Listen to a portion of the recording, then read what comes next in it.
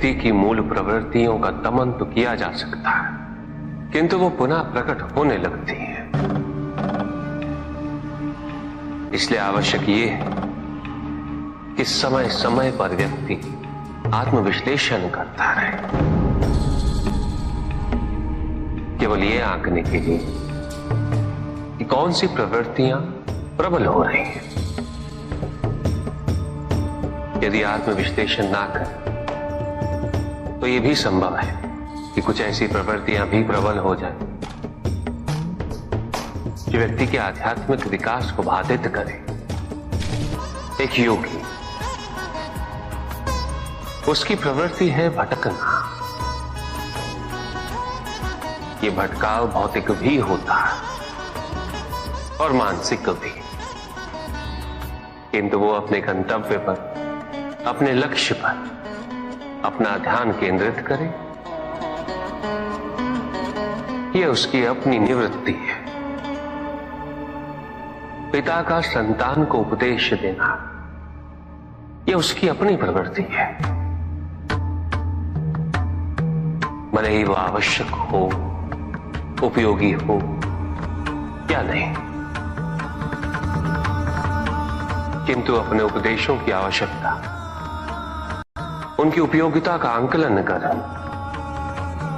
उपदेशों के आधिक्य को नियंत्रित करना, यह उसकी निवृत्ति है।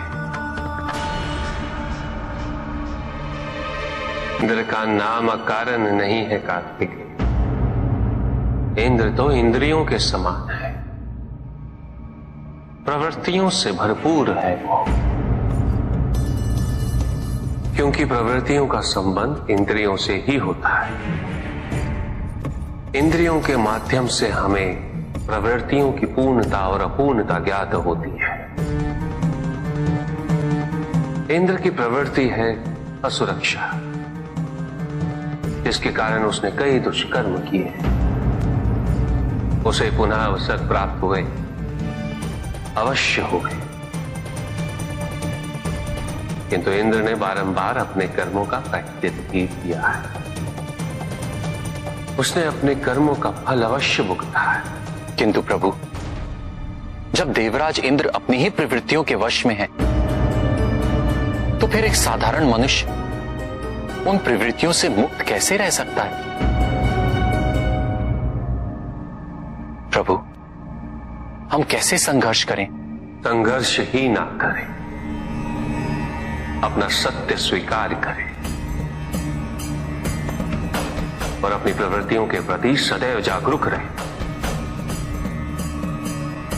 सभी प्रवृत्तियों के प्रति जब तक एक व्यक्ति केवल अपनी पशु वृत्ति के बारे में सोचता रहेगा, तब तक उसे यह ज्ञात कैसे होगा कि उसमें देव प्रवृत्ति भी है। अन्य प्रवृत्तियों का ज्ञान ना हो तो वो चयन कैसे करेगा? इसलिए आवश्यक है कि आत्मविश्लेषण कर व्यक्ति अपनी प्रवृत्तियों के प्रति सदैव जागरूक हो, उन्हें स्वीकार करे कि ये प्रवृत्तियां उससे ही, वो प्रवृत्ति उससे नहीं। और जब उसे स्वयं ये समझ में आ जाएगा तो वो प्रवृत्तियों में चुनाव करने योग्य अवश्य हो जाएगा।